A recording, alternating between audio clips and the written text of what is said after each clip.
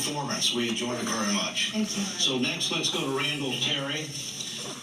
Randall, one of the issues that the American people are concerned about is border security and related immigration issues. So as president, what steps would you take to strengthen border security, improve vetting of high-risk individuals, and while at the same point in time promoting legal immigration, because our birth rate is only 1.62, which means we would have a declining population without immigration? Well, we should build a wall across the northern border to keep the Canadians out there trying to come in. Thank you. So the simple fact is that we have the ability to build a wall. We really do. We have the ability to control the southern border. We don't have the will. And the question is, why would the people who are in power not want to control our southern border? Because up until recent decades, this really was not a crisis. We are all immigrants. Unless you're a Native American, we're all immigrants. So thank God for immigration. Thank God we can come here. But we came here legally. My family came through Ellis Island. So why do they want an open border? There's a lot of theories. I know a couple of them, for sure. They want cheap labor. They want Democrats. You have to understand that at the end of the day, this is political. The Democrat Party knows that at some point in time, a general amnesty is inevitable if they're in power. And when that general amnesty happens, polling data shows that 80% of illegal immigrants will register as Democrats, which means Texas will be lost, Arizona will be permanently lost, probably Florida will be lost, and other states where there's a huge Hispanic population here illegally will suddenly flip from being Republican states to being Democrat states. And at that point, a path to the White House for any even moderately conservative human being, whether libertarian or Constitution Party or Republican, is over. It's done. So build a wall. It's not hard to do. We have the resources, we have the money. Build a wall and then determine how many people we let in Guy's for a what clown. reasons. Because we do want people to come in on a day-by-day basis because of the jobs. Because of He the thinks things it's a that they're doing. circus. He's a What we're going to have to clown. do is we're going to have a mass deportation. And once it starts, once you start literally putting people on planes or on buses, other people are going to say, hey, you don't need to put me on that bus. I'll go on my own. Leave me alone. Thank you, Dr. Stein. He thinks it's a circus because he's a clown. That's all. I'm taping, so I don't want The to. most important thing we can do to address the crisis of immigration is to stop causing it in the first place through U.S. policies like endless wars and regime change operations, like economic and military domination and neocolonialism, through the sanctions programs like in Cuba and Venezuela, through fossil fuel emissions, which continue to drive the climate crisis, forcing millions of farmers who are out of work because there's no water and they can't farm, forcing farmers to come to this country.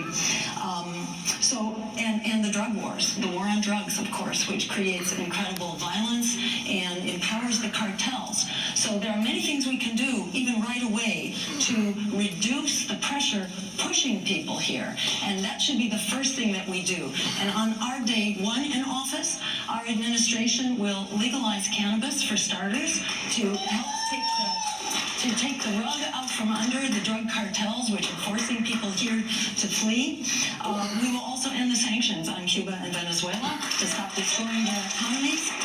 We will pay attention and use the Green New Deal to reduce the climate emissions so that we can start addressing the climate causes of migration, which the UN says it will be about 1 billion people by the year 2050 who are climate immigrants. And then let me say, walls kill people. They don't actually work. They kill people by forcing routes of migration, and they kill wildlife and they kill ecosystems. And drugs are not coming across the border in faraway places. They're coming through portals of entry. So we call for a civil infrastructure for actually doing the background checks as people come in and providing people who pass their background checks papers like in Ellis Island so that people can come in and go to work and be an actual asset to their community. Jay Solomon, please. So, I want to say first and foremost that I agree I with should just have on stood many of here, the things that are toys moving causing around. migration I thought we were putting our toys large away. numbers come to this country, namely the drug war destabilizing our southern neighbors. Why am I still That's something hearing I absolutely toys oppose, moving? and let's fight the war machine. Let's fight the drug war together. We can combine ourselves to fight in that effort. What I want to see is a 21st century Ellis Island. I think if you want to come to this country, you should come through a port of entry, declare who you are, do a quick background and medical check, and then you should be able to come into this country and work. What is driving down wages? The illegality of immigration. Let's improve legal immigration by streamlining the process, letting more and more people come here to contribute. I want to talk about what immigrants do contribute to this country. To those who think that there's some sort of drag on our economy, they could not be any more incorrect. Immigrants contribute to this country. They grow the economic pie. They create jobs. And right now, the economic activity of immigrant-owned businesses in this country is equal to the GDP of the entire nation of Japan, the third largest GDP in the United States. I want to keep that economic activity and that prosperity here in the United States by supporting immigration, supporting immigrants who want to come here and work really hard. If we had a 21st century Ellis Island, we could focus on those high-risk individuals by putting law enforcement's eye on the ball where it really exists. Because 99.9% of people just want to come here and work, and if you create a simplified system for them to do that, they will enter that system. And then you can focus on those who are committing human trafficking or other violations of liberty and actually crack down on those. Walls do not work either, because if you build a 20-foot wall, you're going to have 20-foot ladders being sold south of the border. They do not work, and they steal people's land via eminent domain, which is the theft of people's land by government without their permission. And that has happened on our southern border. That has happened during the Trump border wall building, and it's wrong. If you build property because you enjoy the vistas of Mexico in front of you, you shouldn't have an ugly, disgusting, violent wall put in front of your property with without your consent and without your control. Walls are bad, immigration is good, and let's support the 21st century Ellis Island here in the United States. Any rebuttals?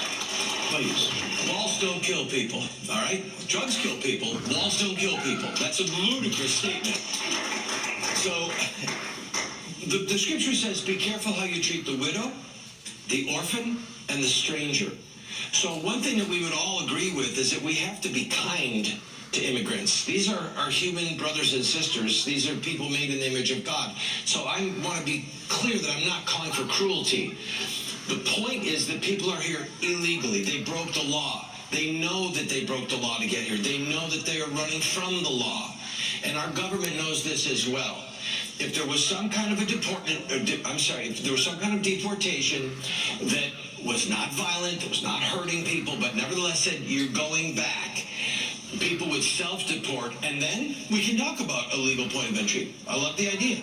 But to say that walls kill people is ludicrous. Look at the rich people. Look at the president. Look at people who have walls. Oh, look, walls work. Any other, please, Jim? Thanks. So I would argue that walls do not work.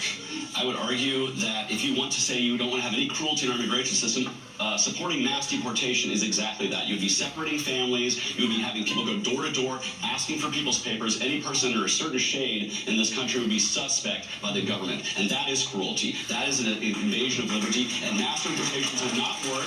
And it would cost far too much money. It would cost trillions and trillions of dollars. It would cost you trillions of dollars to engage in a mass deportation that takes trillions of dollars of economic output that immigrants put in this country out of this country. I don't think that's fair to the immigrants. I don't think that's fair to the American people. And it certainly is not constitutional. And I'll tell you one thing, it absolutely is cruel and unusual. Dr. Stein, please. And also, yes, drugs do kill people, but let's be clear. Drugs are being brought into this country not by migrants, but by red-blooded Americans. They are not being brought through the remote areas where a wall might make some difference, but actually walls do not keep drugs out. Drugs are coming in through major portals of entry, not through remote areas, and they are being brought again by Americans, not by immigrants. And the notion that migrants raise the crime rate is also exactly false. Migrants are law-abiding, community-supporting, stable people. They actually make the country safer. Yes, there are occasional exceptions here and there, but this is a game of numbers, and overall migrants are hardworking, dedicated family and community people. They make our country and our communities safer and more prosperous, and we need to celebrate the contribution of immigrants to our country. This is what makes Thank you. Thank you. Thank you, candidates. We'll be right back with the debate. Hello, my friend. It's kind of shocking. This is incredible. Say, Mama!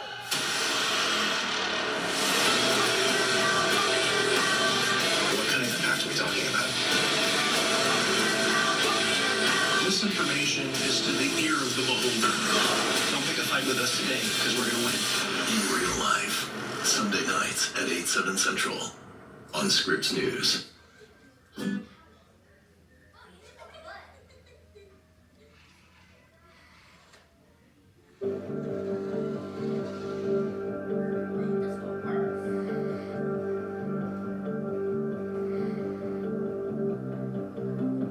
Their best buds.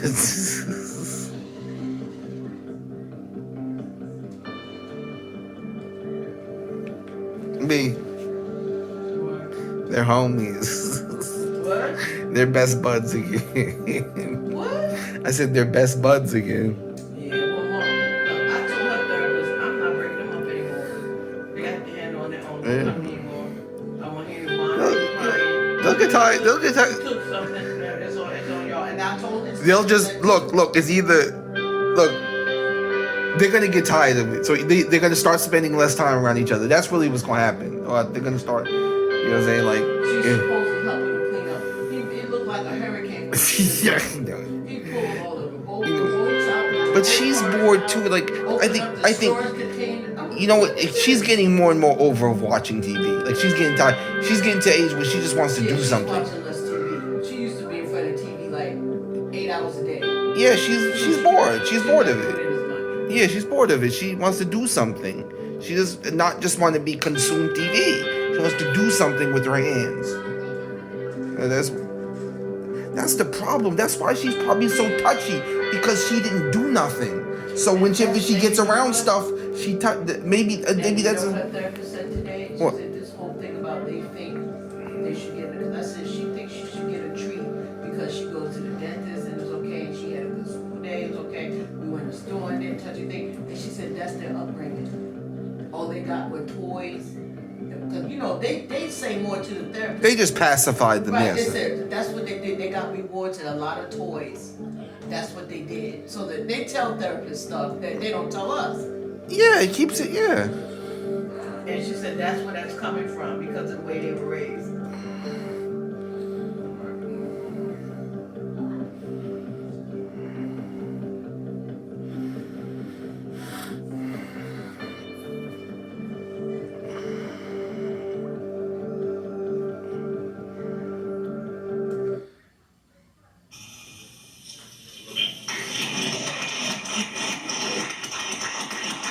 We're moving on to our next question.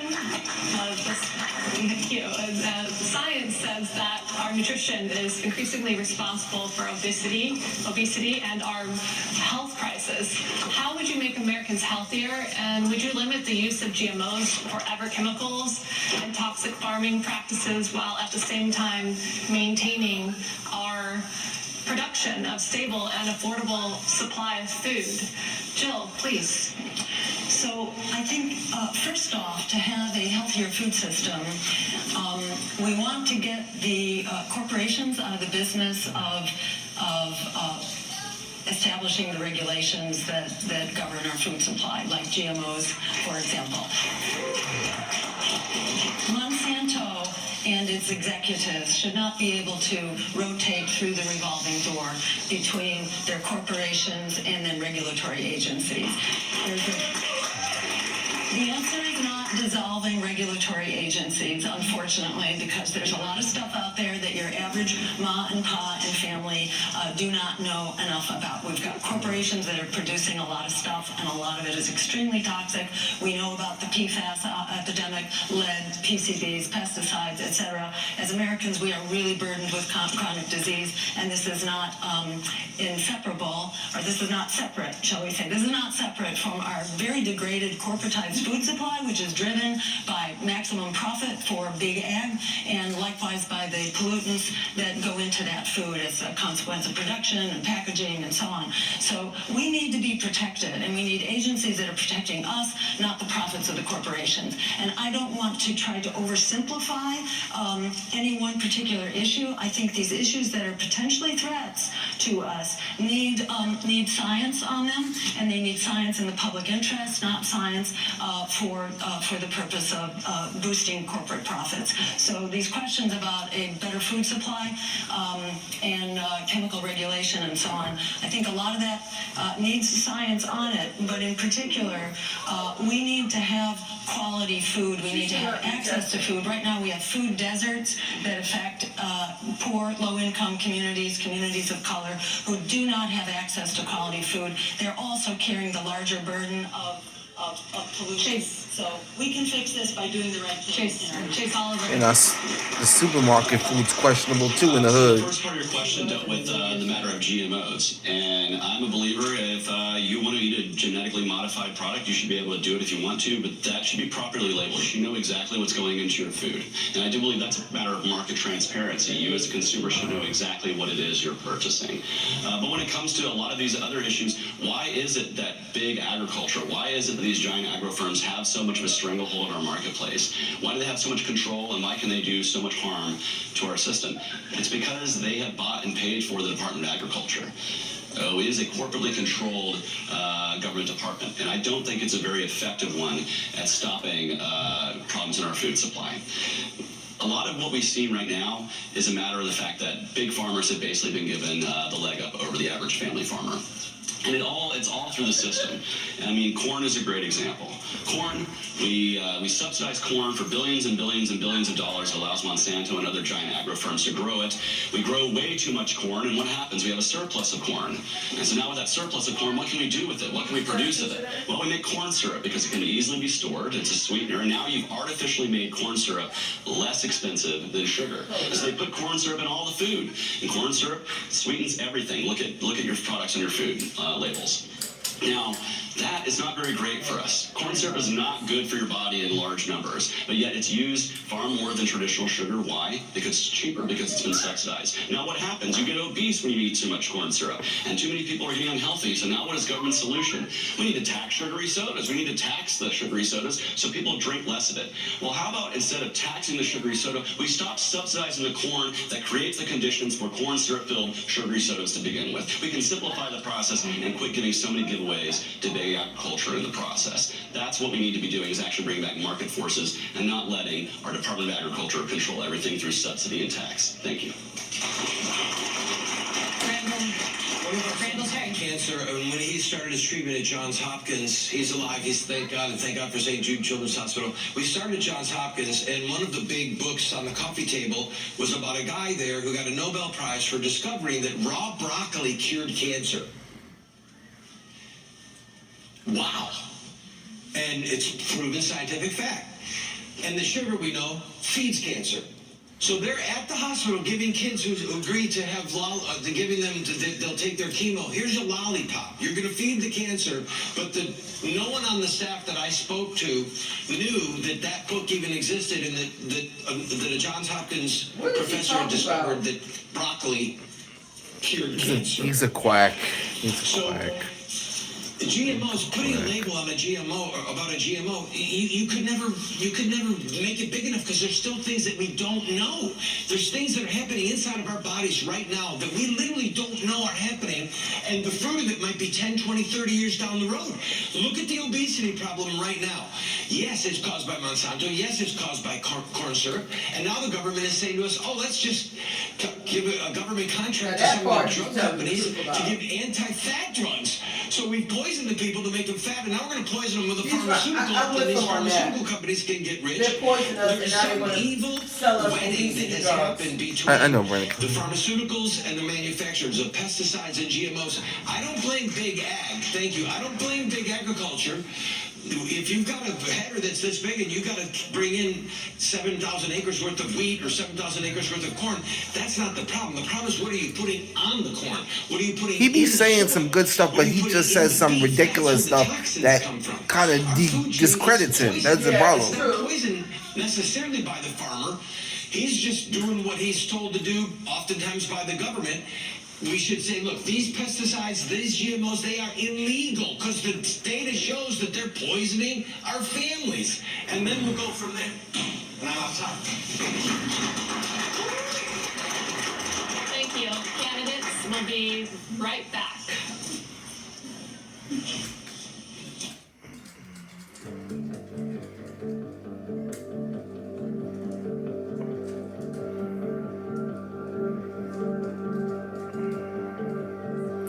See, it's funny. We got Scripps TV. We got Scripps channel on regular TV in Baltimore, but you don't have it down here.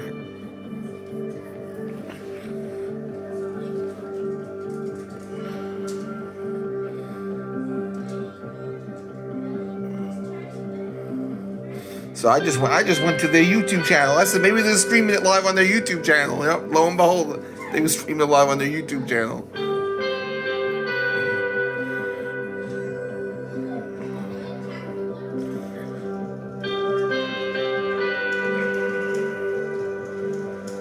That's a pretty shot right there.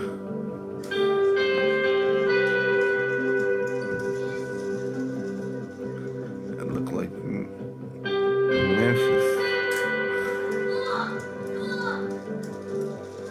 That doesn't sound like you are cleaning up. That sounds like y'all are playing. You could tell that's Miami Beach. It is easy to tell Miami. Yeah, that's Miami. You could tell Miami Beach. Well, you know that, like they're showing shots and I'm wondering like where they're at. They show Miami Beach. I'm like, oh, you know that's Miami Beach.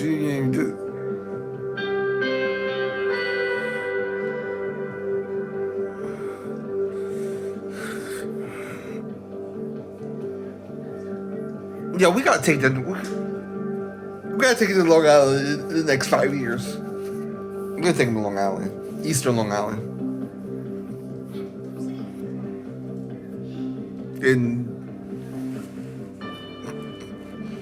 you know that's something we could drive to, so we could save money on flights.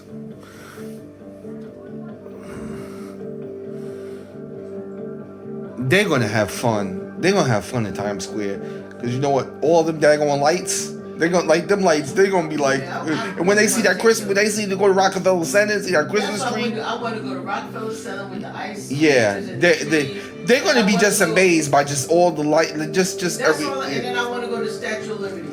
Yeah, it's. Those are the two things I want to do with them. It's gonna be nice because they're gonna get the real. You're gonna give them the real tourist When experience. you think of Christmas, if you're not from New York, when you think of Christmas, what do you think of?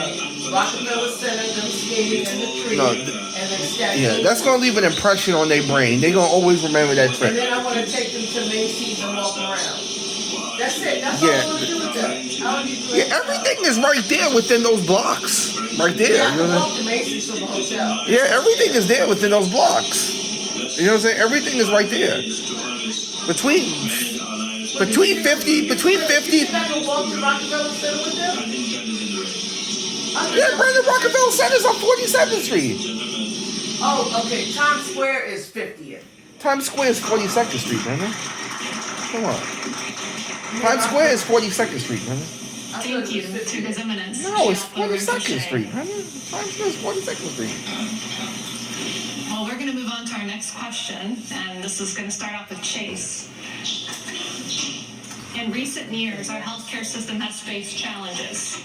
Federal reproductive freedoms have been curtailed, and the opioid and mental health crisis has spiraled out of control among developed countries. The U.S. consistently performs worse in metrics like life expectancy and infant mortality, despite higher healthcare spending. What are the biggest challenges of our healthcare system, and how would you address them? Death care. Death care. Reproductive freedom. I'm a libertarian. There are libertarians who have both pro-life and pro-choice positions. I'm a pro-choice libertarian. I'm somebody who believes that the right to reproductive freedom is part of the bodily autonomy of each and every individual, and up to the point of viability, we should have the ability for people to access reproductive health care. Post-viability, there should be a note from a doctor for health or life of the mother. These are the standards that were set forth by Roe and Casey. I think these are the standards that support bodily autonomy and that are what I support. As far as the healthcare system in general, it should be no surprise to say the libertarian thinks there's far too much government involvement in healthcare. He's like the best libertarian candidate I've ever heard. Like if Jill Stein wasn't running, I'd vote to him. Across state lines that brings more competition in the marketplace. Allow us to buy drugs across national boundaries, which will bring down the cost of prescription drugs here in the United States. Support alternatives to the traditional insurance model like direct primary care and reduce regulation so that we can bring more direct primary care clinics online in more places in the country. But no, we do not need to be getting more government involvement in healthcare. No, that will lead to shortages, that will lead to worse outcomes, and what we need to do is actually allow for more people to have more access. One thing we can do is in patent evergreening of too many prescription drugs that allow it to become too expensive. But no, we do not need a government takeover of healthcare. No, we do not need single-payer healthcare because it does lead to shortages. It does lead to instances where people do not get the healthcare they need. I recognize the wanting for us to care for each other. No, but it doesn't have to. I want to care for each other too, but I recognize that doing it through a centralized bureaucratic government. The doctors are getting paid. If little people getting paid, there's going to be enough doctors. There's a shortage because there's a shortage of doctors, period, isn't it? Lower economic rungs, be successful and have better healthcare outcomes. But no, I do not support a government takeover. That's ridiculous. There's shortages now. That's just a ridiculous theory. I mean, people are not getting healthcare now. You have the right to reproduce. You just don't have the right to kill what you have reproduced. That's it. It's a human life. I was one cell once upon a time, and so were every single one of us. One cell. Size of our shoe, color of our hair, color of our eyes, whether we were male or female, all present in one cell. All we had was time and growth and protection and nutrition. That's it. So no 24-week-old baby or 28-week-old baby or full-term baby is viable when it comes out of the womb. It needs all of those things. This is a human being, and blood talks to God. So if the three of us agreed on every single other issue and made America great again to start this, really and truly, but we continued to murder our offspring. I'm with him. I'm just like, you just can't. It's like, I'm just not into. God told Noah when he got off the boat, shed no blood, for in the image of God made he man. See, that's what the Jehovah's Witnesses do not are people pollute like that. the land in which you live, for bloodshed pollutes the land. And those of you who are watching television a lot lately know that we've been on The View, ABC, Jim Kimmel, that we're going to be on Univision running ads that say a vote for Kamala is a vote to murder babies.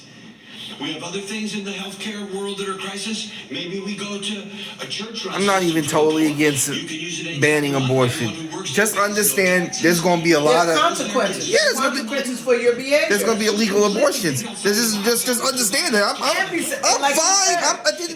I wouldn't shed a tear if they banned abortion. Totally, I wouldn't shed a tear. I'm just saying, just understand. It's not going to stop abortion. That's what I'm saying. They can ban them.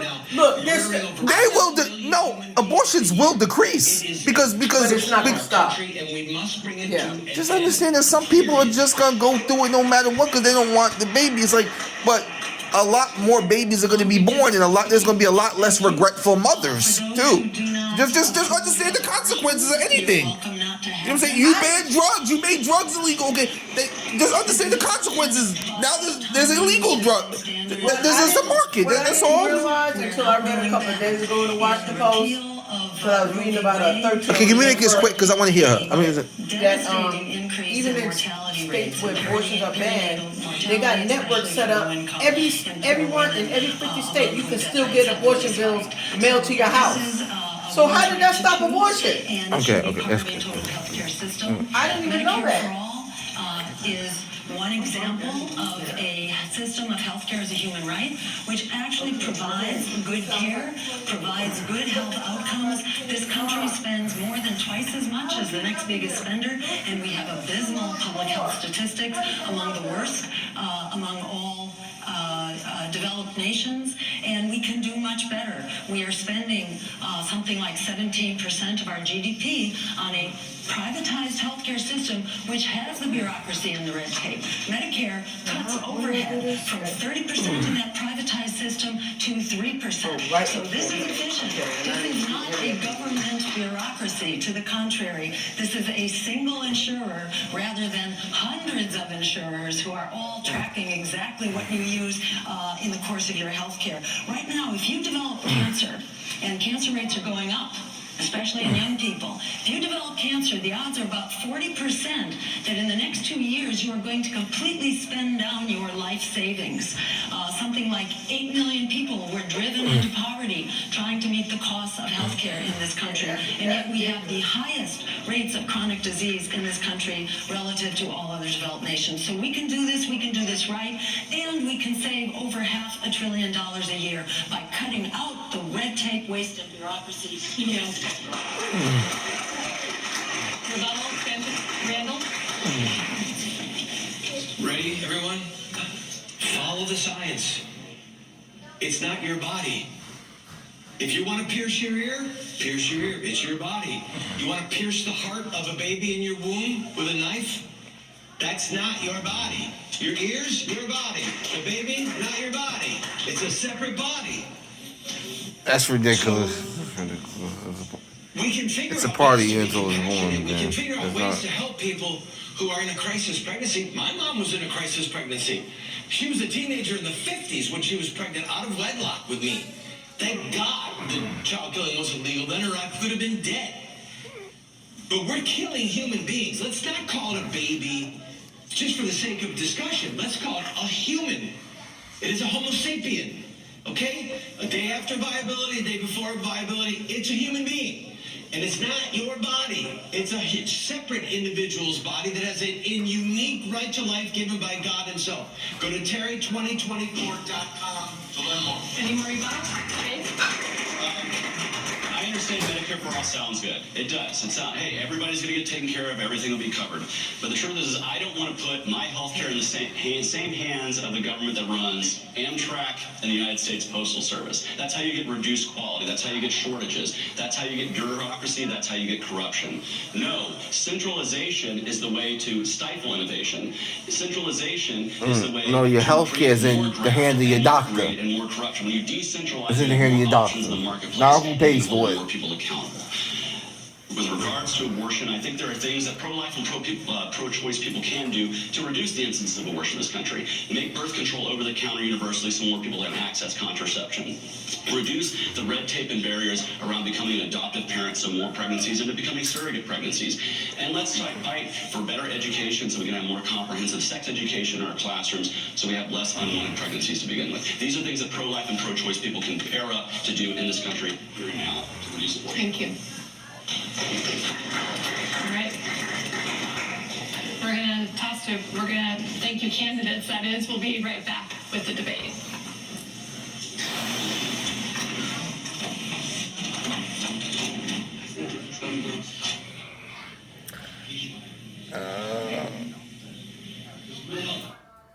If you want to.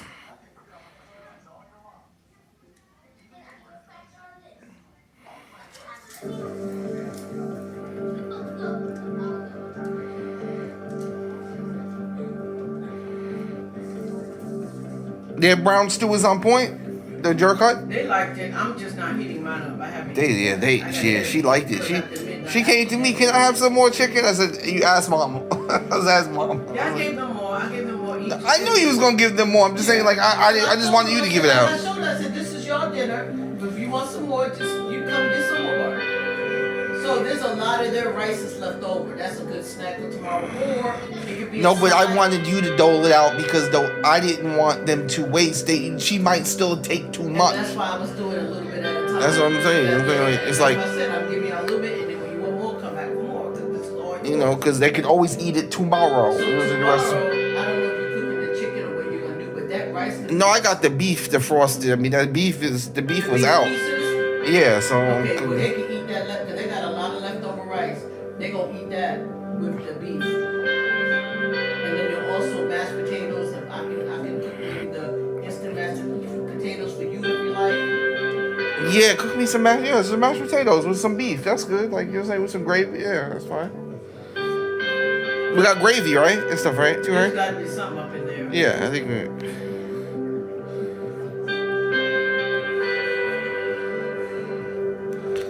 I just had a taste, man. I just had a taste for Jamaican. I was about to run up to where Harris Teeter is, got the Jamaican spot. But I was like, oh. Harris Teeter what? I said, let me just call you because you'll be passing better Jamaican food over. You know what I'm saying? I knew you'd get better. You know what I'm saying? I was like, I didn't want to go to the local joint because I was like, I'm gonna spend $20 for food that ain't really great. Where I know you gonna go to the better place.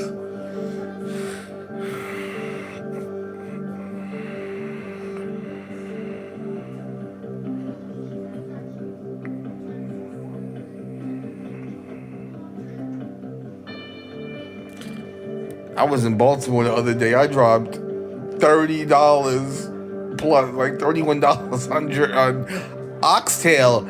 Is like Oxtail is worth it. Oxtail does. No, it's so good, but I'm saying no. It's as obviously it's a scarcity of oxtail too. That's why it's so much because it has went up a lot. It has went up in price a lot. Oxtail tends to cost more, but if you paid over $30, that's on the higher end. If you went over No, but I'm saying it's been going up because I think it's such a scarcity of it. I think it's a scarcity. You know what I'm saying? I don't think. Usually, and I don't get that much, and not that many to make a place do oxtail. But when I get it, I know I'm paying like $28. Yeah. Yeah. Since last October, So you paid the over official 30. number That's of those killed in Gaza is 40,000, with actual casualty rates potentially being several times that. In Gaza, It's over 200,000. They capping. It's been 40,000 now for 6 months. Despite this, the U.S. government continues to send billions of dollars in military aid to Israel, allegedly in support of Jewish safety. Do you support Israel as a Jewish state? And if not, how would you keep Jewish people No, I don't safe? support Israel as a Jewish I state. support the Jewish state. I'm going to say things here that are based upon years of study. I have a Of the bachelor's Bible. degree in international relations and with a concentration in terrorism, international terrorism. The loss of life in Gaza is horrific. It hasn't happened in real time in front of a camera like this for decades, depending on which war you focus on. Well, it's never happened like this because they didn't have smartphones. They had some video people with, you know. The problem is this: Hamas, Hezbollah, the Muslim Brotherhood. Oh God, she's one of them. Okay, God damn. Bye-bye. Companions. And when you hear in their constitutions, The Arabs are evil. That's it. That's what it. Okay, that's what it is. that's not something they came up with recently. That comes from the heart and soul and the founding of Islam itself. If Muhammad was alive today, he would be hunted by Interpol based upon his biographies and the things that his most sacred writers tell us that he did. And he Now you attacking people's religion and shit. Like it's like stop. It's like this. This is a train wreck. It's just gone. It's gone off the At the rails. beginning, it didn't end that peaceful. After the Battle of Badr, read for yourself. Read the book by Ibn Ishaq, the only canonical biography on the life of Muhammad by Ibn Ishaq, the life of Muhammad. It's just a Zionist. He's just a Zionist, dude. And holding white supremacy. True Islam is a threat to freedom. Islam is a religion of the sword, and if the sword This is taken out painful. of the This is Islam, pain. the law is done away with. You wanna be White Muslim? supremacy, You wanna be Arab, Islam? anti-Arab. Christian, no problem. Once the sword is taken away, the death sentence taken away for leaving Islam. Cut the Islam will mic. die of its own weight. Take it And away. until then, it is a threat, and Israel has the right to do what it can to eradicate the leadership of That's what it's always. We're always supposed to eradicate. We wasted destroying Israel. 20 trillion in Iraq and we didn't accomplish nothing in 20 years. Shame, July. Well, I don't want to dignify this kind of racism and Islamophobia and xenophobia. I'm not even going to respond to it except to condemn it.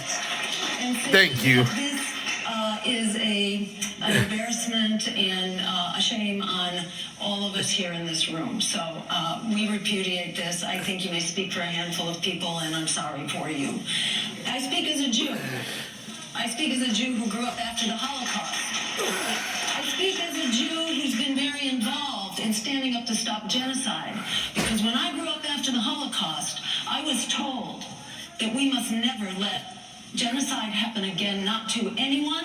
And I grew up with that as understanding this is how we discover life after genocide, which is what my community was asking after the Holocaust. How do we find life after genocide? By affirming that it will not happen again. And we held accountable not only those who perpetrated genocide, but the bystanders to genocide. And I'm proud to be among those who will not stand by and allow this blood to be on our hands with our tax dollars from our weapons and our diplomatic cover. This is absolutely an embarrassment. I want to add that Jews, Muslims, and Christians have lived together in peace for centuries. And anyone who says otherwise does not know what they are talking about. They are just spouting utter bigotry, shameless bigotry. What disturbed the peace was not Jews, it was Zionists. Zionism is an ideology of displacement, of ethnic cleansing that has led to genocide. Oh, that's water. Never mind. That can be Never fixed. mind, that's The water. World Never mind. Community of Nations agrees Never mind, on that's this. water. I'm The hearing. International Court of Justice agrees. Israel needs to stop the genocide, and the U.S. can stop the genocide right now with a simple Yeah, phone go call. south, go Limiting the south. flow of weapons to Israel.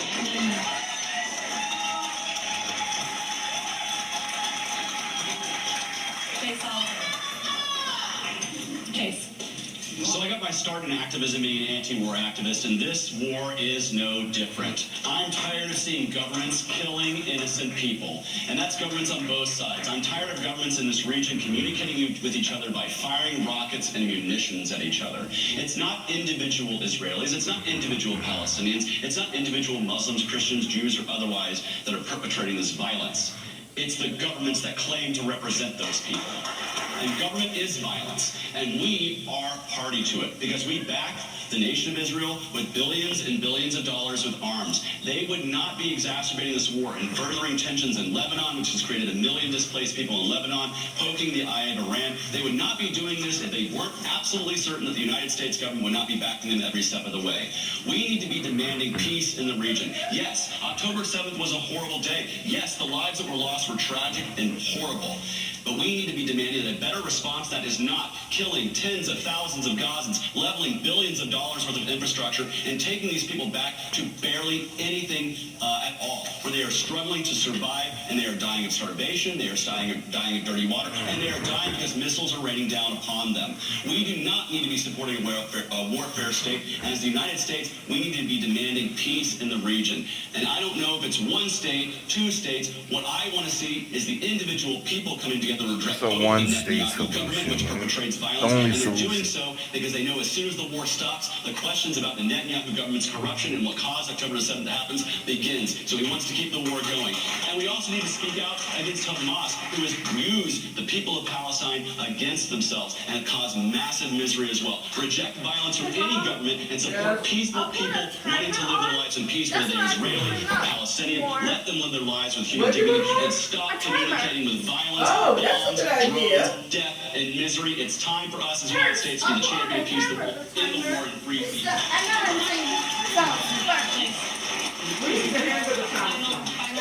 If Hamas put down its guns, there would be peace. If Israel put down its guns, there would be no Israel. It would be wiped off the face of the earth. Now, I wish it wasn't true. I wish that when you look at the life of Muhammad and the early Muslims, it's a narrative. So a Christian will look at the book of Acts, they'll look at the Gospels, look at the book of Acts and say, I want to be like that. I want to be like the early church. We've seen that. Most of us have seen that. A Muslim says, I want to be like Muhammad and his early companions. The four rightly guided caliphs. That's what I want to be. And when they go and read that literature, which most people in this room, present company included, have never read. If you read their literature, I've literally never read a book against Islam in my life. All I've done is study primary sources. I considered becoming a Muslim. If it's true, that's what I want to be. But when I saw the violence and the hatred, I said, no. Okay, what's going on? Final rebuttal. First off, is the violence of the Crusades a result of me being a Christian today? No. People do horrible things in the name of religion, Christianity included. And so to deem all people who practice Islam as some sort of practitioners of barbarism or hatred is completely wrong. It just is. The fact is in this country, where have I faced more religious persecution in this country? It's from Christians like myself. I am a Christian and I have faced Christian persecution as an LGBTQ person. But to say that every Christian is bad because of that would be grossly wrong and horrible. And the truth is the victims of this war in Gaza are not just Muslims. It's Christians too. Justin Amash, a member of Congress, a Palestinian Christian, has lost family members in this war. Violence is abhorrent. It doesn't matter what God you pray to. It doesn't matter whether you have a faith or not. If you are perpetrating violence against other people, it is wrong. And that's what we need to be fighting back against. Jill, you have no more rebuttals. You have no more rebuttals. Jill, you have 2 left. Already rebutted. Yes. All right, next question. With over half of voters calling themselves independent, what do you feel is the leading reason why the country has not moved away from the established two-party system? 1 minute. Our two-party system is it's a political elite representing economic elites. As Supreme Court Justice Louis Brandeis said a long time ago, in this country we have a choice between vast concentrations of wealth or democracy. We've been concentrating wealth, which undermines democracy at every turn. It concentrates power in the hand of economic elites. Those economic elites can then buy influence to maintain their economic power and to buy political power. So that political power, we've got 2 major political parties which are bought and paid for. You can write $1 million check for Kamala Harris or for Donald Trump and for many other presidential candidates. The Green Party does not subscribe to the wholesale buyout of our political system. We need public financing of our campaigns. We need to repeal Citizens United. We need ballot access so that voters can have more choices and more voices. We need an open media. We need free and full and fair debates. We need to stop throwing candidates off the ballot like the Democrats have been doing to our campaign and perhaps to others as well. I'll leave it at that for now. Thank you. In just a moment. We're going to go to Chase, that is. Next, please. So if you're wondering why our election system pushes people to the Republicans and Democratic parties, it's because the game is rigged for that. They are conditioning people to think that there are only 2 options out there. Why? Because Democrats and Republicans are really the only people who favor or who favor by taxpayer-funded primaries. My taxes are taken out of my pocket to fund the Democrats and Republicans primary elections and all the media they get from that from their media partners. Yes, the system is completely rigged against independent voices, but there are things we can do to fix that. If you go to my website, votechaseoliver.com, you can see my platform, the Voter Bill of Rights. These are things we can do to expand our democracy, to bring more choices and more voices into our process, to clean up the process by ending things like gerrymandering, by allowing for more ballot access for candidates, and to see things like ranked choice voting that are adopted so voters don't have to vote out of fear. They can vote for who they want to in the first round.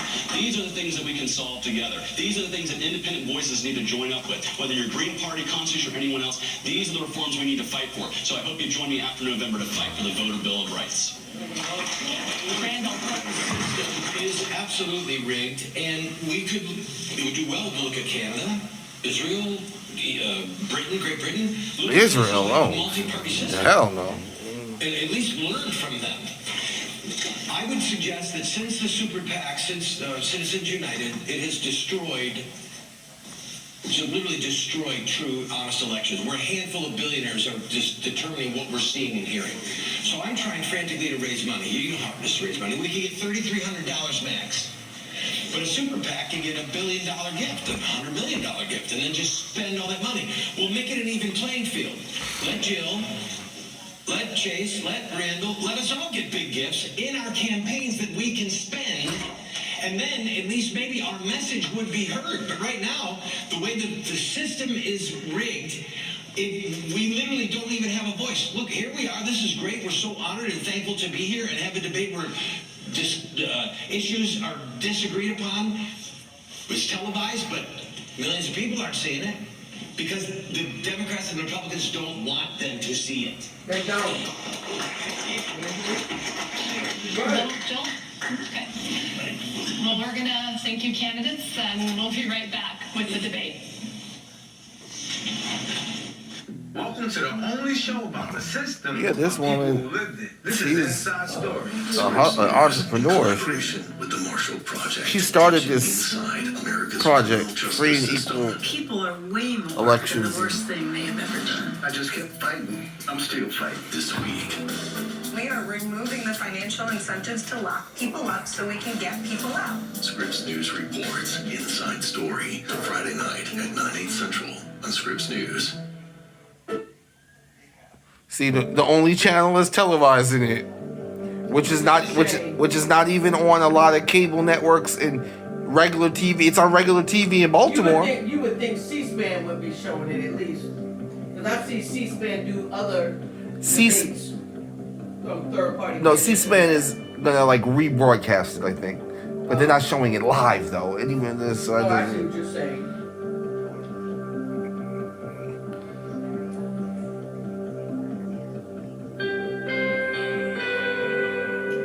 but nobody really watches C-SPAN right now. I mean, really. I mean, like I'm saying, like really. One day I'm gonna call in. Call in is fun, yo. I've called in about 4 times now. I went off on that racist cracker. I was mean to her. I heard you talk about the rent in Long Island, and I forgot the other reason why. No, I was talking on a space. That was a Twitter space.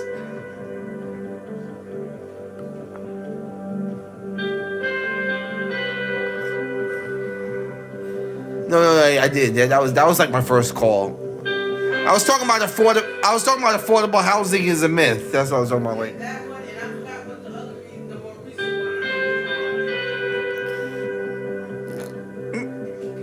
one. But I didn't. not call in, but you got to be saying something, man. Or he gonna cut your butt off. Yeah, they will cut you off, especially Pedro. Yo, some people just be saying nothing, yo. I'll be like, And the white woman with the dark hair. yo, they always let me talk. I'm sorry, they don't never cut me off. They always let me talk because I be saying something. They be letting me talk. It is the white woman with the dark hair. I don't remember. Mimi Gurgis? She's not white. So this morning, this woman was talking. She's like, let's say her name was Jane. She's like, all right, Jane. And it said, all right, Harold from Montana. I was like, she had enough of her. No, because they got mad people on hold who might got something to say. If you ain't saying nothing. That's okay. Harold from Minnesota. Trust me, And then you have Pedro. you be on hold. You be on hold for about 5 to 10 minutes, Brenda. You be on hold. Like, And on the weekends, it's the black lady with the locks. yeah, that's a nice little gig, though. So during the week, you have the black lady with the dark hair. I know, Brenda. We don't have to break that. I know, Mimi Gurgis. I know. She followed me. She followed me too. She followed me, right? She followed me back. It's like four finals during the week. They rotate, and then the black lady goes on Saturday. I know, Brenda. Okay, let me. In January 2001, the annual inflation rate was 1.4%. It rose to as high as 9.1% in 2022, June of 2022. It's declined down to 2.4%. All of their variances depending upon what item category. However, overall, the inflation has gone up over 20% during the current administration. And so the question is, why do you think we had so much excess inflation? And what would you do to try to make sure that we don't repeat it? And we start with Chase Oliver. Well, as I've said before, government deficit spending is the primary driver of inflation. And yeah, do you guys remember when we got that $1,200 check for COVID?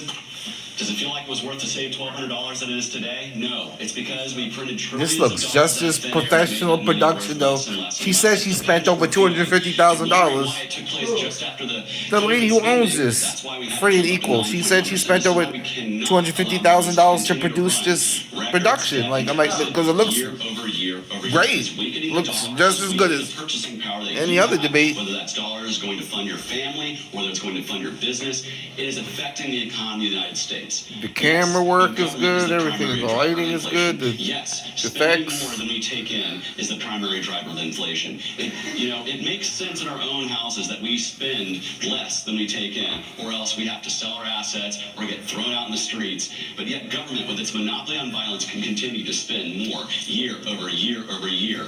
And that creates the hidden tax that is inflation, that is highly regressive. It affects the poorest among us the hardest. And you know what? Not one Congress has to approve that tax raise. Not one Congress has to say, hey, let's tax poor people harder. They just spend more than they take in, and it causes the inflation that we all feel. And we should be absolutely outraged by this.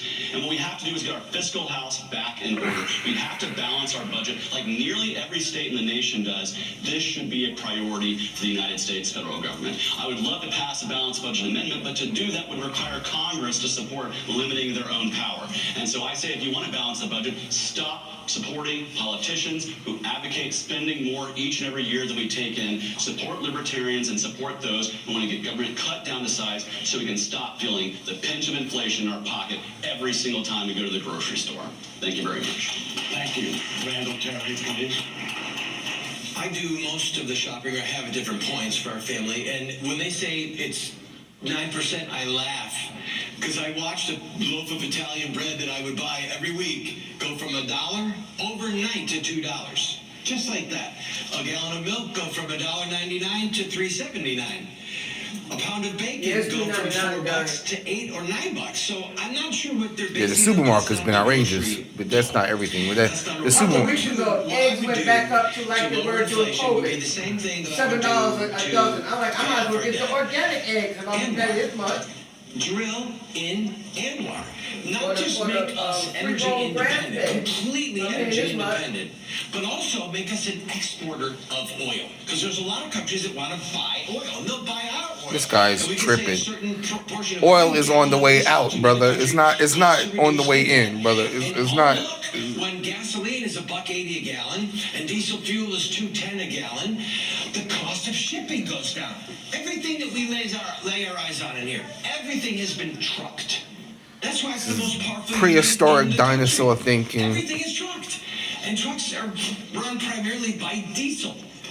And when you lower the cost of fuel, it's going to lower the cost of goods. Less and less people are going to be driving gas cars in 10 years, brother. It's like. The thing is, Trump keeps telling his followers, we're digging for oil, we're going back to gasoline, let's put this solar energy stuff. That's not going nowhere. Electric cars are here to stay. They're growing. The market is growing. Tesla is electric car. Like Tesla's huge. Like Dr. Stein.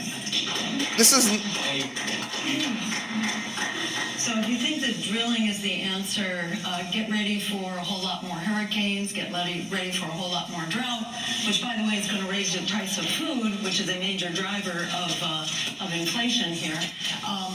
Get ready for, superstorms and forest fires, wildfires going out of control. The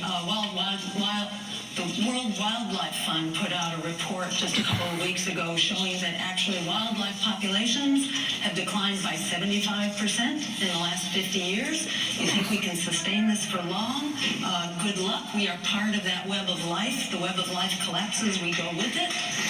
So we need a holistic system here. And let me just say that some of the most useful things we can do would be to address the desperate shortages that are driving up prices in housing, and we talked about that before, about how to basically stabilize the rising cost of housing, which is a major contributor to overall inflation and the desperate economic circumstances of our families and communities. We need rent control. We need to build out environmentally sound and cluster housing so that it is not contributing to sprawl and more traffic and more energy consumption and pollution. starvation and drought and inflation because of our food supply, etc. This is a complex system, and we need to do thoughtful planning. But there are ways we can address housing that's going to be helpful all around. Healthcare, as I mentioned before, we can drastically reduce the cost of healthcare through a Medicare for All system, and we can ensure that we have a sustainable food system, and that we address the climate crisis driving drought, which is a major contributor to the climate crisis. So we can ensure that we have a food supply, and we are enabling American families to meet their needs. We can also raise the minimum wage so that families are more able to cope with the rising costs. Do you have any rebuttals, or is everybody okay? All right, let's go to the next question. Right. Which is, well, two of you are. All right. All right, well, thank you, candidates. We'll be right back with the debate.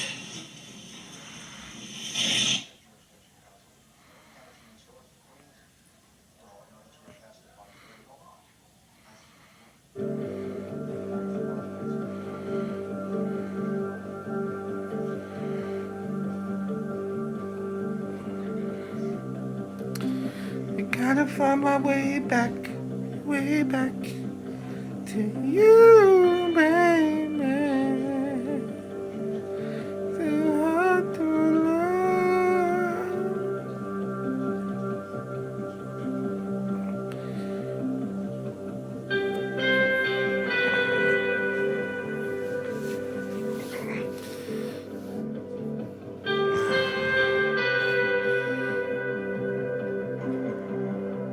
Damn, this week went fast. Tomorrow's Thursday, right? No, tomorrow's Thursday. That's what I said. I said tomorrow's Thursday, right? He said, no, tomorrow's Thursday. No, I thought you said it's tomorrow Wednesday. It's just like steak Thursday to Wednesday. It don't sound nothing alike. That's what I'm saying. I said, tomorrow's Thursday, right? He said, no, tomorrow's Thursday.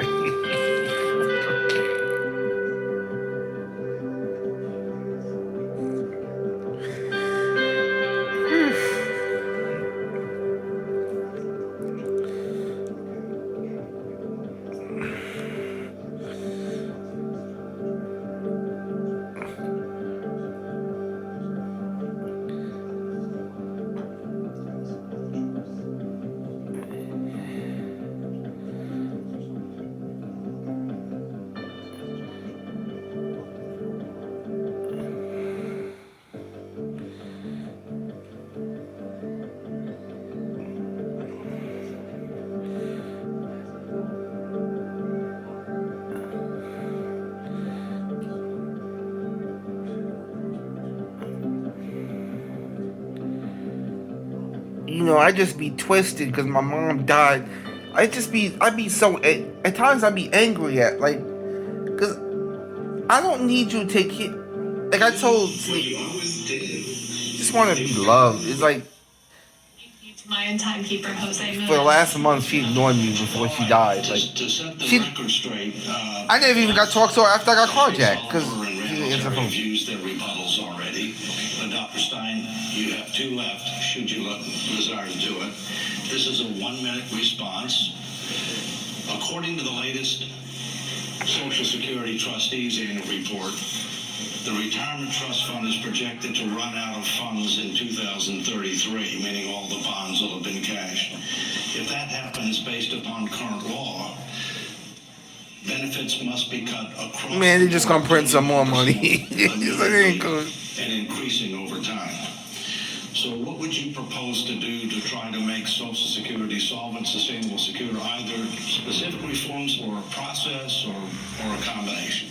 So the cap on the Social Security tax needs to be abolished so that the wealthy begin to pay an equitable share. But, essentially then it's a flat tax, and a flat tax is is regressive.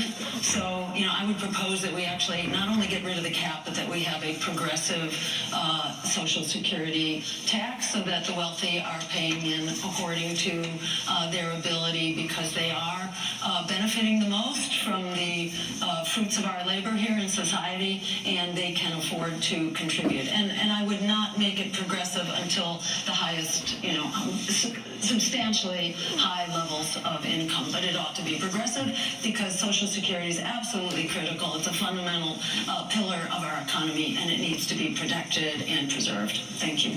Mr. Oliver. So you said solvent, sustainable, and secure. I would argue that Social Security is not going to be solvent and is not sustainable.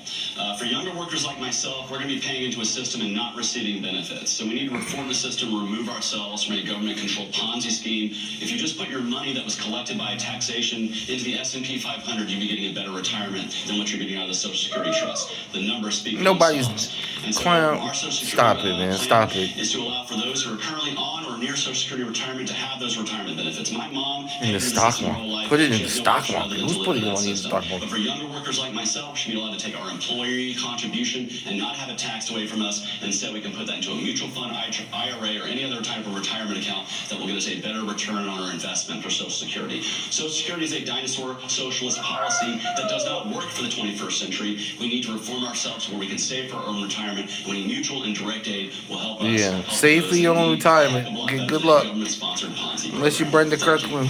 Mr. Terry. When I was That's your amazing. age and ran for Congress, that was exactly what I said. And I still believe it.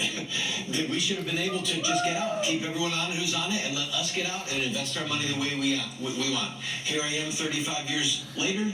I'm at the right age to start taking Social Security if I want. I'm going to wait another year or two to save it. What we're going to do is what we've always done. We're going to raise the retirement age. We're going to raise the ceiling of how much of your money you have to pay in. I do want to say that a progressive income tax is based upon jealousy. It's based upon covetousness. It is based upon No, it's greed. not. It is fundamentally unjust. Tithing is 10% was 10%. If you had 10 more sheep or 100 more sheep, you paid more. You gave more. You gave more doves. You gave more I don't like this, but bulls. If you had more. if someone really does not need it, then maybe that would be one way that, it's unjust. That's the problem. I'm not saying that should be done, but it's something that's going to be considered. It's not a solution, brother. You're going back to the Bible, and it's not a... I would say that Social Security is it is a fundamental program for economic justice in this country. It has taken millions upon millions of seniors and brought them up out of poverty.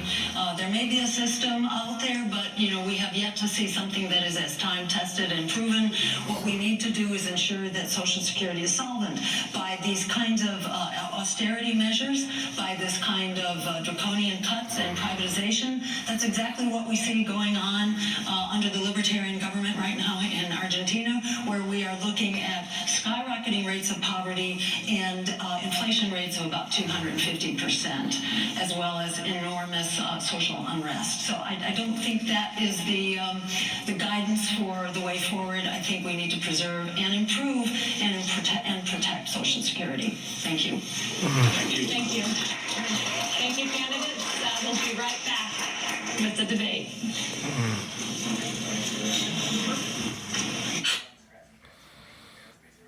Do you need these lights?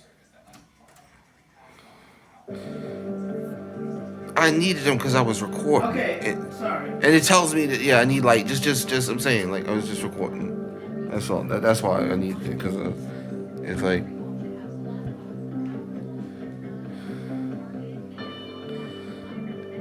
This is almost over. So, what time is it?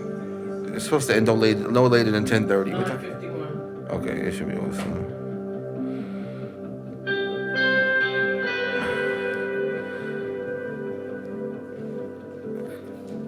No, I need to start going live on YouTube. That's when because I'm trying to monetize my channel, but I can't go live yet because I don't got enough watch hours. I got to get a certain amount of watch hours. So it's like, from different people. Like, you can't be the same person because they know who's watching from their IP address. Like, so it's like, I'm close. They're like, you're close. I just tried to go live tonight. I was trying to go live tonight and do this live as a live, but they said you can't.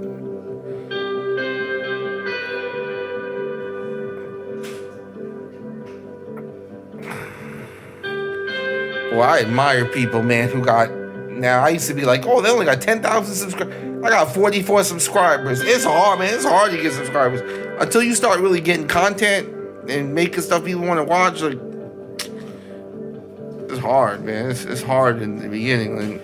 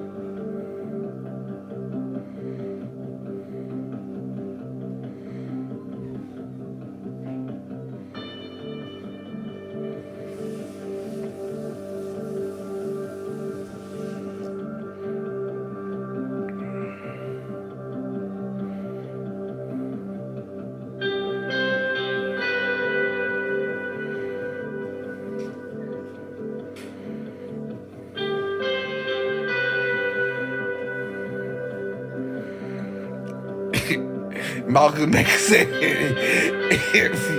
if you stick a knife 9 inches into my back and pull it out 3 inches, we ain't make no progress. What are you talking about?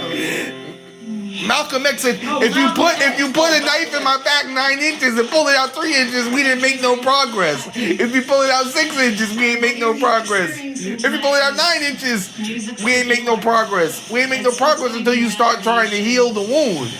The candidates I see tonight, I see beyond their political parties, I see them as individuals. Beyond alternative candidates, I see them as independents. And these musicians tonight are independent musicians of the system. And through United We Stand Festival, we've been hosting free and equal elections for 8 years now. Annually, we're breaking out into a tour in 2025, bringing together conscious artists and thought leaders. And I hope you feel the music and the frequency of the words that we're hearing from these artists tonight, and how much they care about our country, and how much they want to bring peace and love and compassion, and how many great people there are in the world. So when you have a moment when things seem dark, recognize that's psychological indoctrination. That's the system manipulating us into thinking there's no hope, no change, but there is hope. There is change on the horizon. Remember, there are a lot more of us than there are of them. A couple hundred people in office that we are going to replace in 2026 with accountable individuals across the spectrum. And so thank you again. It's the music that's kept me in this movement. 25 years I've been in the electoral arena. So thank you. We're going to go ahead and toss to a break. Thank you. Ohio's a cross-section of the country. It's north, it's south, it's rural, it's urban. It's a very big agricultural state. 1 out of 7 jobs is tied to food and agriculture. I always say there are 2 W's that affect farmers, weather and Washington. And people don't realize the impact that has on how much they pay for the food and how much they're able to grow the food. And that is a big concern to the farmers out there. I'm Jack Kosick in Cleveland, Scripps News. Man, we had a farmer in Detroit, the Chillicothe. That dude was a multi-millionaire. And cheap and racist as heck.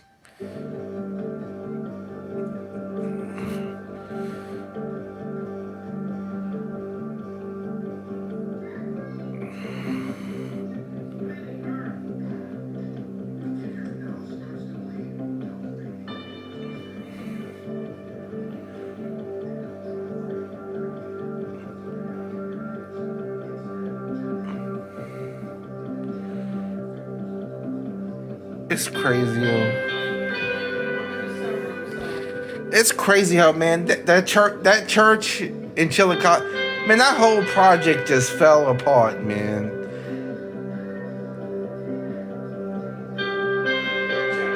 There's people there, but there's hardly no original people there. The only original people there are Dan and his wife. Like, yeah, I'm like, they used a lot of people, man. Like, I'm sorry, man. Nah, you would have gave me some monetary damages for all the. You ain't gonna just take that. That dude is like a millionaire. Like Alfred is still renting a house for $700 a month. It's just sad. Like people are just weak, man. Like people are just weak, yo. Like I am not letting nobody take advantage of me like that. Like that. Like share and subscribe. Like, hate, comment, share and subscribe. I'll be back. I gotta use the restroom. Scripts.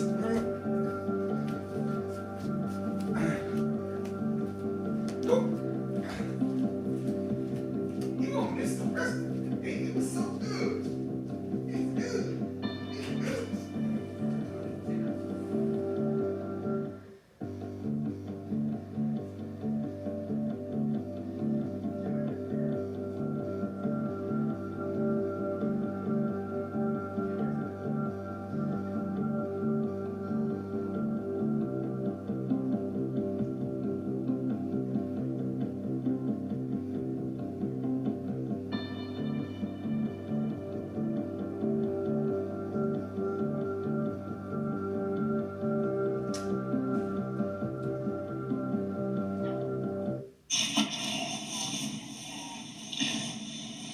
Welcome back. Now we have a 30-second quick response on this one. No rebuttal, although Dr. Stein's the only one that has rebuttal left, I might add. What do you think is the most important topic for this election that is not being talked about? And I think it's Jill, Dr. Stein. I think, we're in an expanding war right now, expanding a very dangerous war, growing out of the genocide in Gaza by the state of Israel, which is effectively acting as our proxy. We are supplying the weapons, the military aid, the diplomatic cover, the intelligence, and Israel is on the verge of attacking Iran. Russia is likely to be brought into this war. We are sitting on a powder keg on the verge of World War III. This needs to be debated. It's absolutely being ignored. This is why we all... Thank you. Jay Solomon. Jay Solomon, please. So I will echo Dr. Jill Stein's sentiments right here. The thing that's not being talked about in the debate between Harris and Trump or any of their surrogates or anything that's going on is the fact that we are a warfare state. The fact that we have money being made, military corporate warfare that helps to benefit giant corporate interests by exporting death and misery around the world, destabilizing the world, and bringing the world against the United States and its people. It needs to be talked about enough, and we don't have people who are brave enough to We'll make it ourselves unsafe. Here. You create enemies. The Democrat war on children. The Democrat Party is at war with children. Kill them till the day of birth by abortion. Indoctrinate them in school that all white people are racist or that communism is good and that socialism is perfect. And This that guy is a quack. Give them a Good night, cover, bud. a pill, Good night, give them bud. some pornography, say, here's birth Yeah, control. say goodbye to the people. Good night to the people. Education. We'll give you an abortion Peace. behind your mom's back. We'll give you the pill behind your mom and dad's back. This country is at war with children, and it is spearheaded by the Democrat Party, which is why it must be destroyed.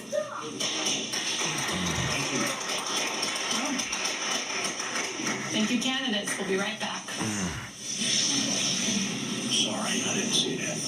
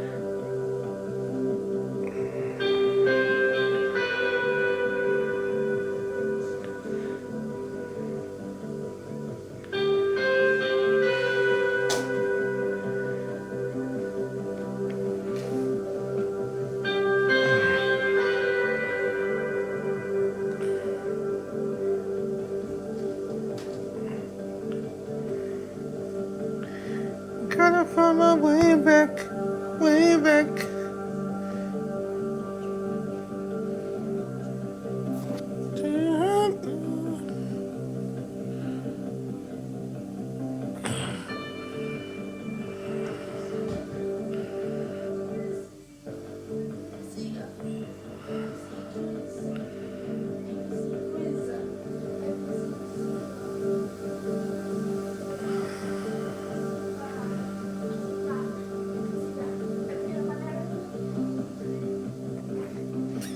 Uh-oh.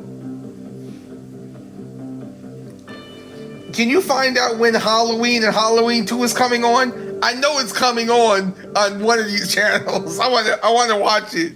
Halloween is coming October 31st. Yeah, I know. I'm talking about the movie though. Good night, homie. Good day. Love you. Peace, YouTubers. Peace. Our next question. Recently, fires have ravaged Hawaii. Hurricanes have destroyed homes in the southwest, and train derailments have had negative side effects in places like Ohio and hurricanes in the south. How would your government respond to natural disasters? 1 minute, Chase. Well, I just got back from the storm-ravaged areas of North Carolina not too long ago, and what I can say is that when you centralize disaster response, you get cracks that people fall through. But what I think is the best way for us to respond to disasters is to support mutual and direct aid efforts, to support local efforts to help people in need as quickly as possible. And we don't need an agency called FEMA to do that. And in fact, FEMA is a newer agency that did not exist. We were still able to respond to disasters before FEMA. I think the entire Department of Homeland Security, frankly, is something that could be folded into the DOJ, the DOD, to respond to a lot of these things. I think the National Guard really needs to be what's helping with national disaster response. So I support policies like Defend the Guard that require the United States National Guard to stay here at home, serving the needs of the people unless a formal declaration of war is declared. But ultimately, no matter who is funding the response, it's going to be people helping people and individuals coming together to help those in their community who are in need.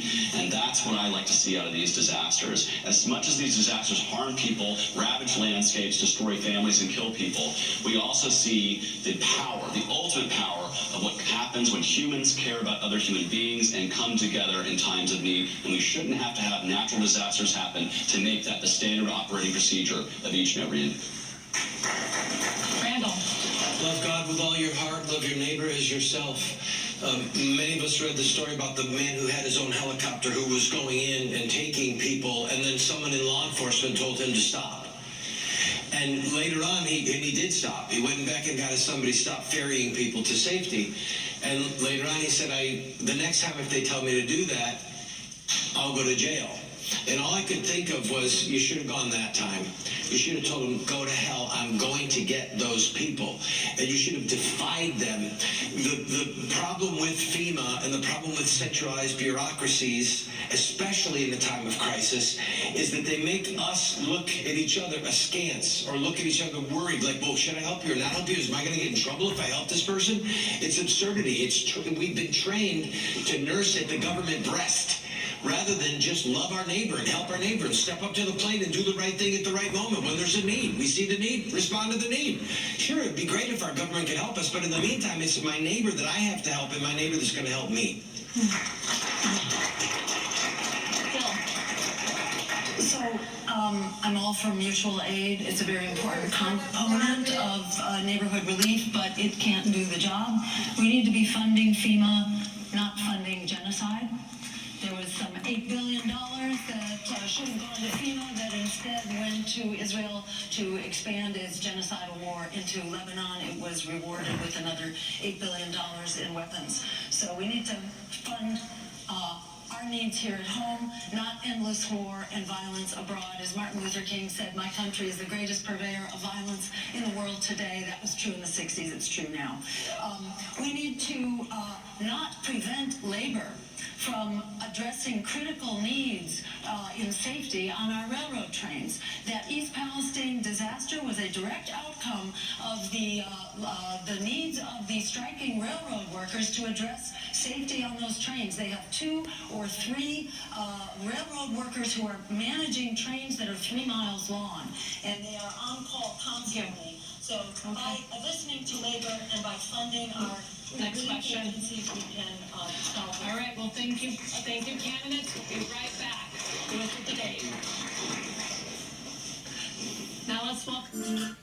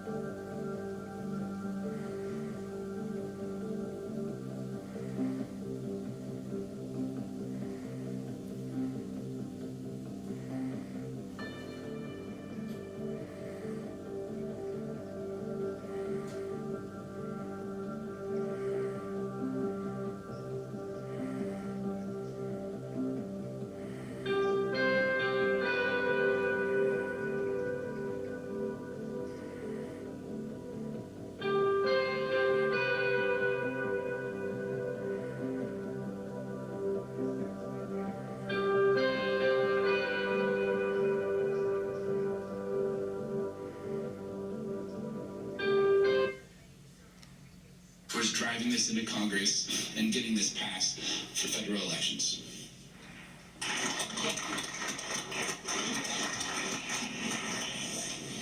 Thank you. We're going to go with our final question tonight, beginning with Randall. 1 minute response. What is the significance of each of you getting at least 5% of the national vote? And in how many states would 1 to 5% of the state vote allow your party to gain or maintain ballot access? Randall. Could you say the question again? I'm sorry, I was distracted by the teleprompter. My bad. What is the significance of each of you getting at least 5% of the national vote? And in how many states would 1 to 5% of the state vote allow your party to gain or maintain access? Randall. There has to be some mechanism in place to determine ballot access. I get that. Tennessee is 275 signatures. New Jersey is 800 signatures. New York and California are insurmountable. So the question is, should we pass a federal law that supersedes state law and tells people how many votes they have to get in order to maintain permanent ballot access? And it's a discussion and it's a debate worth having. What part of me does not want is for there to be 100 people on the ballot, or 200 people on the ballot. In other words, ballot access becomes so easy that it becomes like crazy town. But maybe I would take that over the stranglehold that the two-party system has on us. So I would love to see 1% or 2% vote for me, but frankly, I would rather that they voted to not, or that they only vote for me if they don't want to vote for Kamala. All right, Jill. So I'll just comment that our system of ballot access is nuts. It doesn't make any sense. It is intended to prevent competition from being on the ballot. In the early 1900s, it was common for third parties, alternative parties, to be on the ballot and for voters to have choices. Those choices were essentially eliminated by changes in these ballot access laws. They are different in every state, and they're constantly changing. So I could never answer your question, Christina, about which states will allow your ballot access to be continued by getting between 1% and 5%. God knows, it would take a lot of research to go find that out. The system is designed in order to destroy competition. This is extremely undemocratic. We need some kind of reasonable ballot access, and it should apply across the board, because right now you have the political elites that are grandfathered in, but the choices of everyday people are basically grandfathered out. Chase. Yeah, so as I said earlier, our political system is totally rigged in favor of the two-party system, and 5% would be a game changer because in many states, 5% would get you automatic ballot access or major party status in those states. And those are certainly key victories that we're looking for in my campaign across the country, whether we win or we lose on November the 5th. We can win as the Libertarian Party if we vote Libertarian in enough states to get the numbers we need. I'm telling you right now, if you live in a safe red state or a safe blue state, your vote is not being well invested voting for a Republican or a Democrat. Vote outside of that system. Express your disgust for that system and vote for an alternative party, whichever one you think is best for you. And I tell you right now, if we all did that, we would see more returns for alternative parties, we would see growth in the political process, and we would see a greater spectrum of opinion. Do not take your vote for granted if you live in a state where it's not even going to be counted if you vote for the red and the blue. Vote differently, and even if you vote in a swing state, make it hurt for the two-party system. Hold them accountable and say, no more war, no more debt, we're going to vote differently. I urge you to vote Libertarian for that very reason. Thank you very much. And now, thank you, candidates, and now to break. On election day, Scripps News will be across the country. With live reports around the clock. From the communities we call home. Bringing you every update as it happens. From the battleground state to inside the Beltway. So, as America votes in an election like no other, trust the experience and expertise Of the Scripps News political team. America Votes 2024. Election Day coverage. All day, Tuesday, November 5th. Only on Scripps News.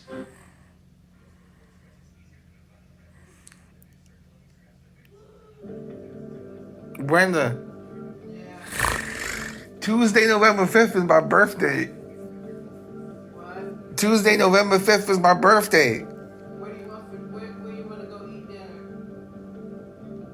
The usual, the steak? I want to go to the steakhouse that's right there, right across from Olive Garden. What's it called? Across from where? The one that's right across from Olive Garden in the Bowie Town Center. Oh, you want to go back to that one? Okay. Yeah, it's right there. What's it called? Outback? Yeah. That's Outback? No, Outback is over. What's the one that Texas? What's the one across from Olive Garden? Texas Roadhouse? What's it? No, that's not Texas Roadhouse. That's Longhorn. Longhorn. Yeah, that's fine. Yeah, Longhorn. That's fine. That's good. I mean, really, is there really any difference between Longhorn and Texas? I mean, Outback, like. Where did we go last year? I don't know. I like that place we went in Crofton. Remember, you went and picked me up after a rally. You bit and picked me up after We went to the place with the blooming onion last year. Last year we went to. But we didn't get a blooming onion. But we went to Outback, and that was our first time there. We went to Outback. Where is Outback at though?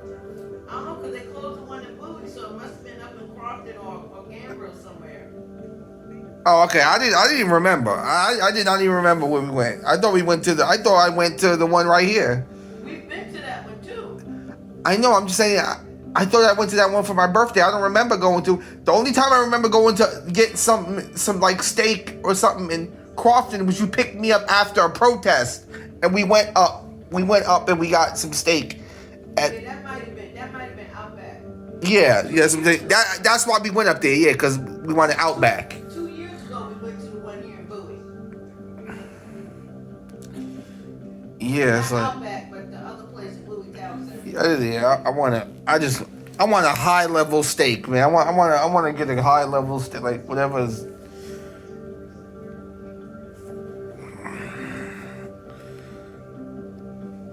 But now I know medium rare, man. I'm medium rare now. Thank you. Thank you, candidates. And now you have 2 minutes each for your closing remarks. We're there. Randall. A tree is known by its fruit. So I have friends who are communists, and we laugh together and eat together, and I hate communism. And I think communism is a threat to the human race, but they're my friends.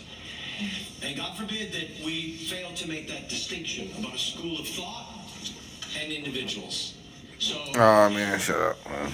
it is what it is. Ideas have consequences. A tree is known by its fruit. And the American Declaration of Independence has 4 references to God in it.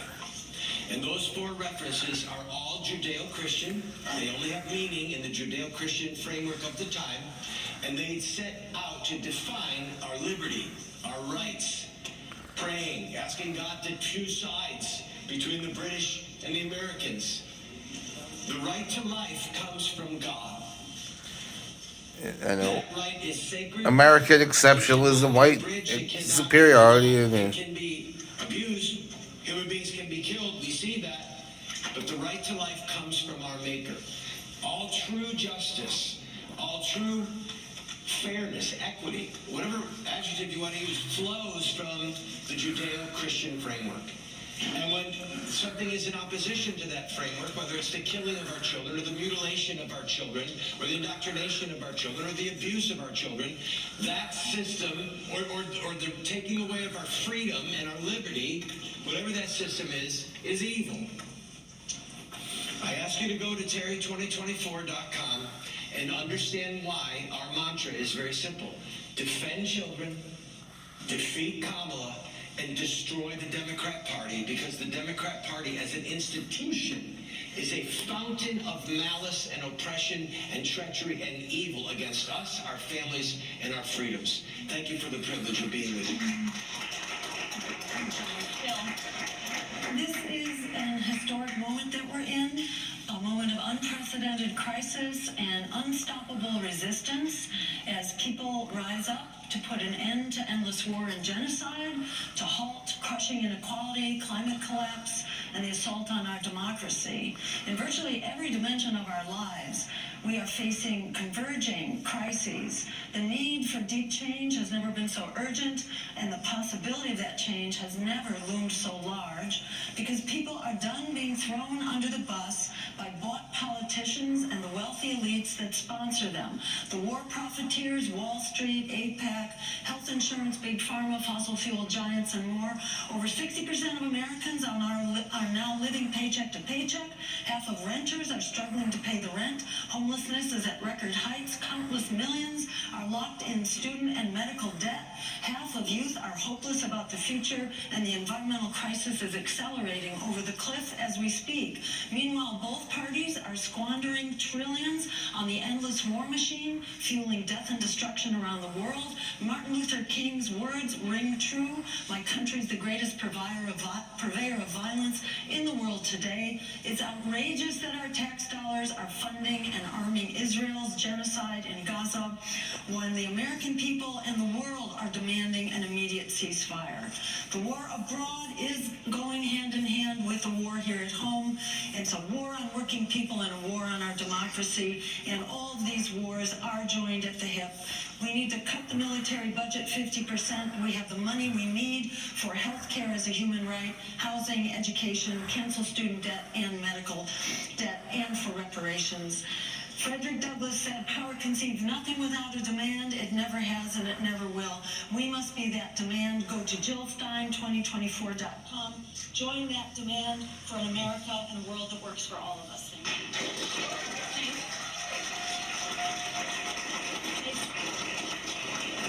So I want to once again thank the Free and Equal Debate Foundation for having a debate where alternative voices can be heard. My name is Chase.